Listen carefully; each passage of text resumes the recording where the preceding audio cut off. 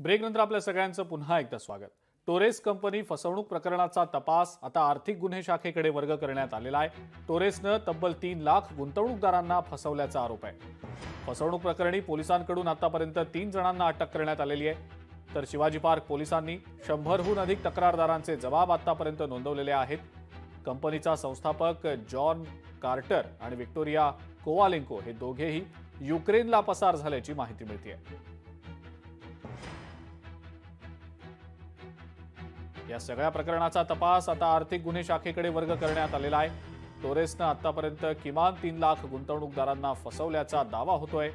या सगळ्या फसवणूक प्रकरणी आतापर्यंत 3 जणांना ही अटक करण्यात आल्याची माहिती मिळते।